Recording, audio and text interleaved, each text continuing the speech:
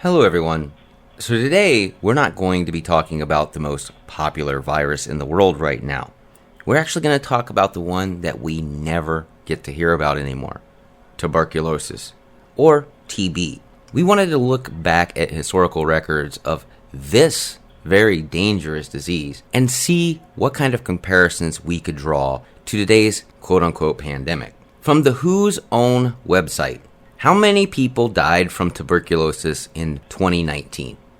A total of 1.4 million people died of TB in 2019. Worldwide, TB is one of the top 10 causes of death and the leading cause from a single infectious agent, above HIV and even AIDS. And in 2019, an estimated 10 million people fell ill with tuberculosis worldwide.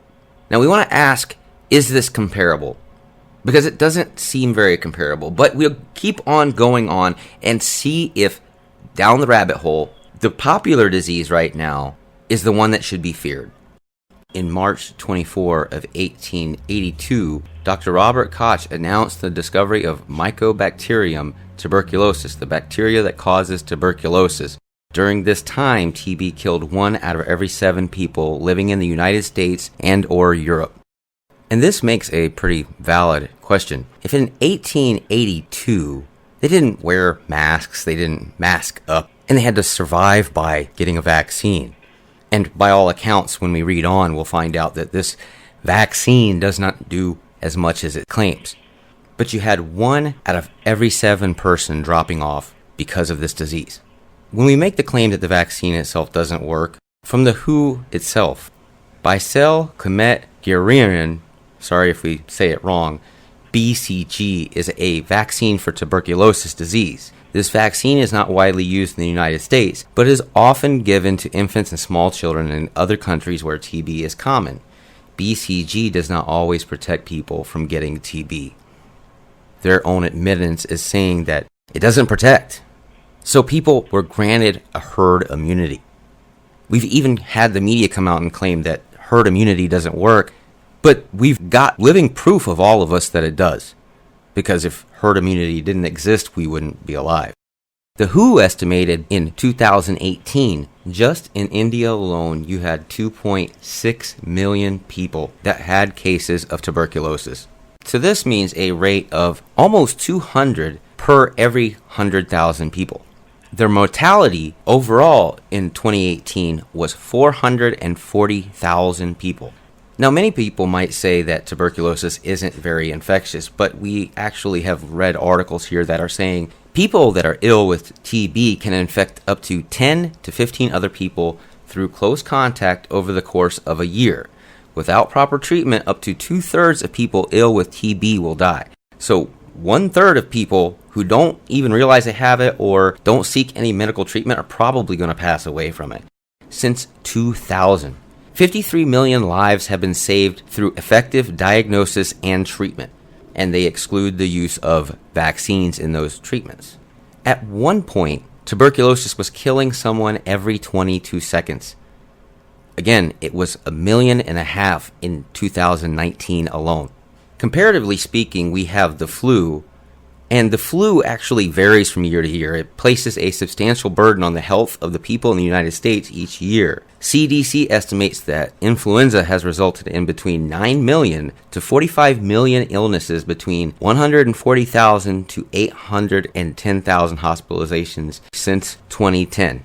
So since 2010, we've lost up to 61,000 lives per year just in the United States alone. Now, in 1943, Selman Waxman discovered a compound that acted against M. tuberculosis called streptomycin. The compound was first given to a human patient in November of 1949, and the patient was cured. So some of these vaccinations will work, and again, you go with what works. If you give somebody an inoculation and they get better, or they don't get sick, then maybe this works. We've seen with the cooties that they're touting this as a miracle vaccine, but now they're saying that the vaccine that they have isn't ready for the new mutant strain of the cooties 19. So again, no matter how many times you get vaccinated, you kind of have to go back to the herd immunity approach, unfortunately. And if you notice, there are similarities in this disease. Worldwide, TB is most common in Africa, the West Pacific, and Eastern Europe. These regions are plagued with factors that contribute to the spread of TB. And the same thing goes for COVID. There are contributing factors. People living in approximately close areas is supposedly one, including the presence of limited resources, HIV infection, and multi-drug resistant TB. And we wonder if they're not going to come up to one day a drug-resistant version of the Cooties-19. Matter of fact, TB is one of the oldest infections and diseases of humans. Mycobacteria tuberculosis, MTB, may be the oldest pathogen to have infected humankind. Modern humans, or Homo sapiens, emerged out of the hominid group almost 2 million years ago and began wandering out of Africa 70,000 years ago to populate the world.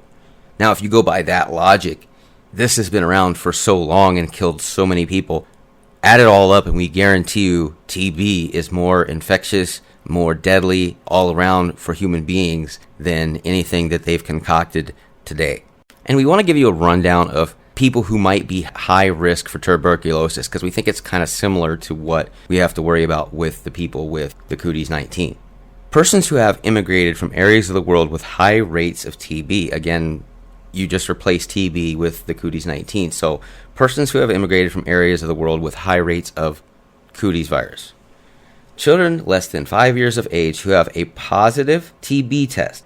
Groups with high rates of TB transmission, such as a homeless person, injection drug users, and persons with HIV infection. Cooties-19 would actually show you the same thing, and it's kind of scary that this has always been ignored, and now all of a sudden something new comes up, and we're all supposed to wear our face girdles.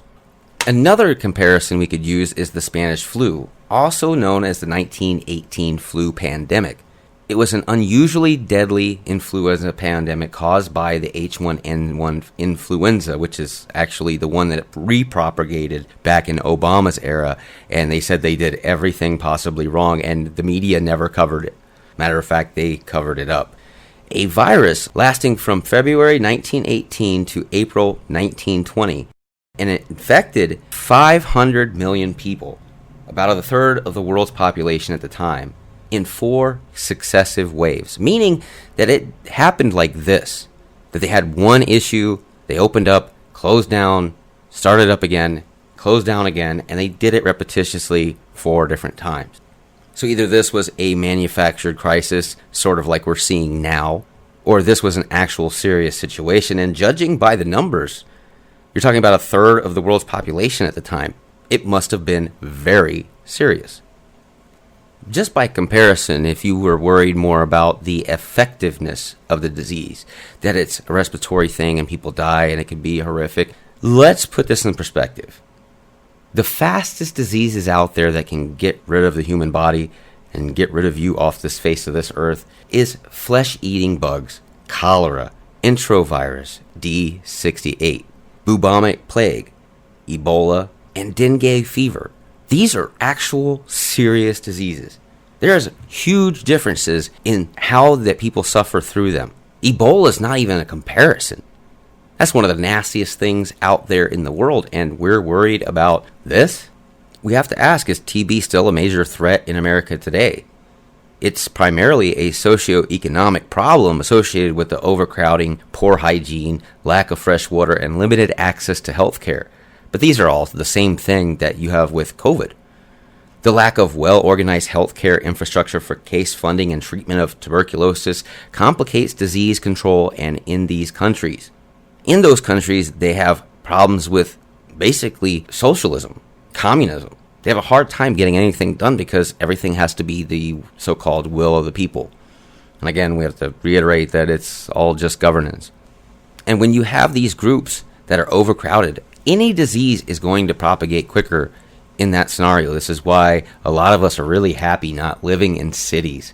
If you're living on top of one another, as soon as one person gets sick, everybody else is probably going to get it.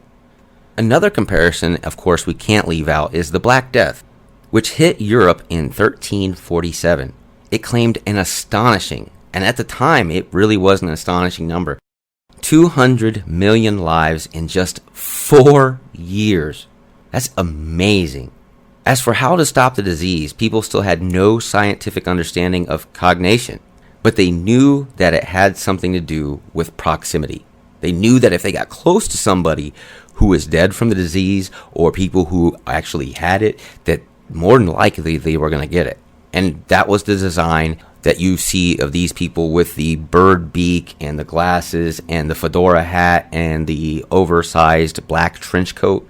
It was all an endeavor to clear out the bodies, and they had to have something that it would give them a chance to live after they did it, because there were certain people that were willing to clean up all of this. But can you imagine how bad that had to have been for most people? We can see that these diseases obviously would grant anybody the idea that they should be paranoid of the Cooties-19. But we've seen enough of the Cooties-19 to know it isn't the Black Plague, that it isn't dengue, that it isn't Mycobacterium, it isn't TB. And just as another comparison, Ebola, when it was considered Ebola-free in Guinea, which was one of the worst places in the world for Ebola at one time, 2.5 years after the first case was discovered, the outbreak ended, and more than 28,600 cases happened. Out of those 28,600 cases, 11,325 people died. You're talking about an over 40% mortality. You're almost talking about 50%. And people are worried about this. This should be the concentration of the world right now, trying to eradicate Ebola. But no, they're worried about a mutated version that is 75% more effective at infection, but at the same time, it's the same thing. With another comparison, we'll just go with the regular flu, what we would consider the seasonal flu. The World Health Organization itself estimates that the worldwide annual influenza epidemics result in 3 to 5 million cases of severe illness and about 250,000 to 500,000 deaths yearly. This sounds exactly like the flu. We don't want to say that it's some kind of cover-up and you made up this number for the thing that it actually wasn't, and it was the same thing as we're used to every year. The numbers of the flu is down all across the globe, and we wonder why. Because maybe they're being misdiagnosed with Cooties-19. Maybe they're just being ignored and no one writes their numbers down, which is asinine to say the least. Maybe doctors are writing in whatever they want to make more money. This disease has surpassed HIV as the leading cause of death from infectious diseases. Even though TB can be cured with proper medical care, it still kills over 1.5 million people every year. This year, from 2019 to 2020, the influenza season was wimpy. CDC had estimated that the influenza was associated with 38 million illnesses, 18 million medical visits, and 405,000 hospitalizations, but only 22,000 deaths, which is really low from the national standard every year. So we wonder where those numbers went. When they treat tuberculosis, the bacteria is really hard to kill. It dies very slowly. It takes at least 6 months for the medicines to kill all of the TB bacteria. 6 months. And we have to imagine the rate of infection is a longer time period of that of even Cooties-19. So when they're running around being scared of the Cooties-19, they're making money for people who are perpetuating essentially a myth. And as you can see with our rundown with tuberculosis and the TB infections worldwide, you can see that it's pretty obvious that there are diseases out there that are much, much worse than the Cooties-19 and much, much more infectious, as well as the mortality rate being much higher. To put in perspective what you should be afraid of more than this, you should be afraid of car accidents on your way to work. You should be worried about maybe a lightning strike. You should be worried that Hillary Clinton will put a hit out on you. That is more dangerous than what this is. What this is a political ideology put to physical manifestation. Anyway, You folks have a wonderful afternoon, a good night, a good morning, whichever. Please like, share, and subscribe. We really do appreciate that around here. Also, drop a comment down below. We sure appreciate it if you do. We like to pick your brain, and we like to hear everything you have to say. Also, don't forget to hit the notification bell. If you don't hit the notification bell, we might have a problem being able to get our videos to you. God bless each and every one of you. See ya.